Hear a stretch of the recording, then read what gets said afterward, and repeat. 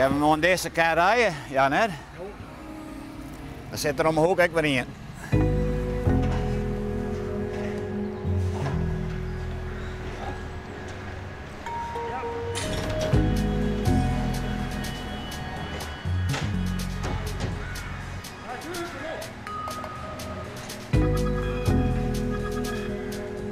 Hij jou deze constructie betacht?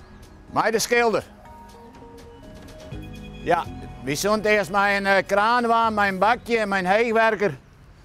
Maar al gaande wij dat we dichterbij kwamen om te doen zijn, maar dat komt net goed. Betontje aanschaft, stijgen erop en klaar is Kees. Hij hem liet je zuur wel een stel acrobaten dat we dit zo zeggen. Ja, een bivik. Ja, dat wist wel, hè? En is dit nou de oplossing? Ja, voor u hier al nou. Hou het mooi om tijd om het op je eigen manier te doen. Is er een menadij tussen, dan doen we wat anders. Als je de voorkant pakken we nog mee. Oh, net verder. Kerst er maar die onderste stijger wel naar boven te komen? En dit is het mooiste van dit werk, hè? Echt weer, dat is het. En dit is een gigantisch project, maar een heel mooi project is het. Ja, het is we wat leid ik op, leid ik aan, stijg ik op, stijg ik aan. Ja, we verloren altijd net onder de arbo, maar dat is haast onmogelijk. Ja, het is dan een gezicht voor drachten dat ze hier binnenkomen en voor uzelf, ik trouwens. Het jet biedt bedrijf dit gebouw en dat moet al een beetje eigenlijk wezen.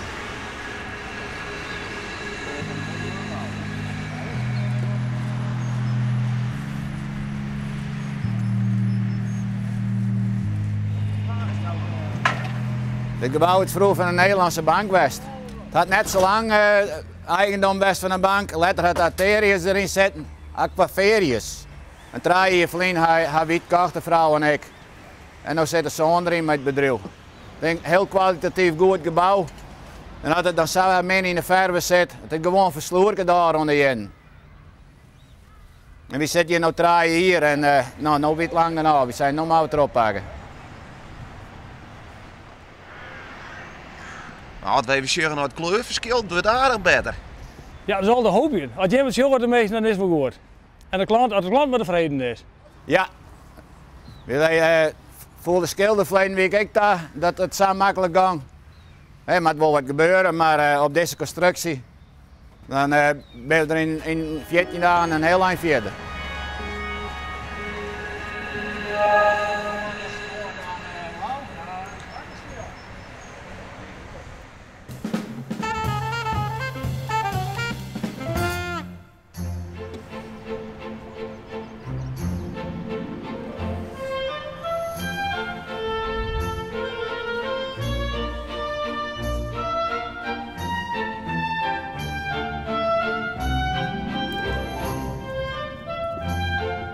Dit is kwekerij Mariënburg.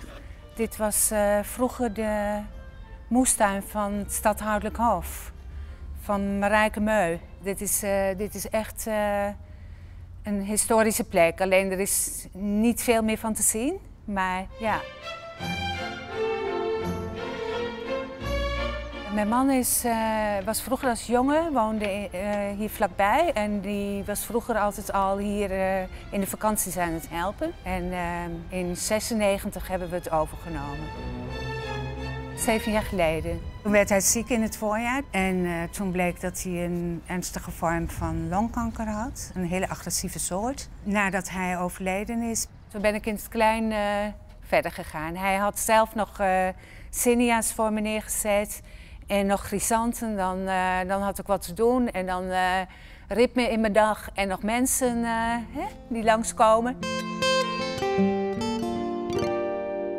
Vroeger was het hier allemaal tuinbouwgebied. Langs de Popmarken was en waar het AOC staat en waar het ziekenhuis staat, dat was vroeger allemaal een tuinbouwgebied. Ja, en nu is er eigenlijk weinig meer van over. Ja. En u bent de laatste en die gaat ook weg. Ja, ja. De school die wil graag sportvelden hier op. De grond is eigendom van hun, wij pachten het. En nou ja, we zijn overeengekomen dat ik dan bij hun in dienst kom als conciërge. En dat zij hier dan hun sportvelden maken. Officieel heb ik nu eigenlijk vakantie, want de school heeft ook vakantie. Nou, en van de zomer 8 weken vakantie. Nou, dat heb ik nog nooit gehad. En zaterdag is vrij. Dat is ook iets wat... zaterdag was juist onze langste dag.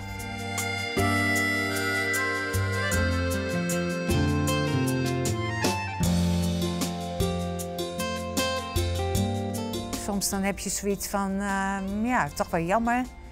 Maar het is wel verstandig, want het wordt wel steeds zwaarder werk ook. Het werk blijft hetzelfde, maar voor mij wordt het zwaarder. En ja, straks krijg je het alleen maar makkelijker. Dus je moet eigenlijk een beetje vooruit kijken. Misschien iets minder achteruit. Nou, wat ik wel heel erg zal missen, de bloemen. Hè? Ik moet straks zelf ook bloemen kopen. En dat is eigenlijk sinds onze verkeringstijd niet meer gebeurd. En contact met de klanten, met de mensen.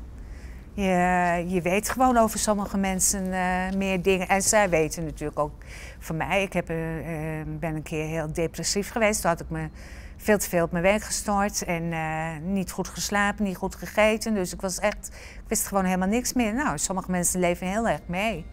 En dat vind ik het ergste.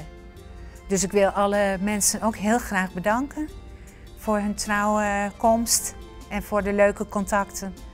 Dat zal ik echt heel erg missen. Ja.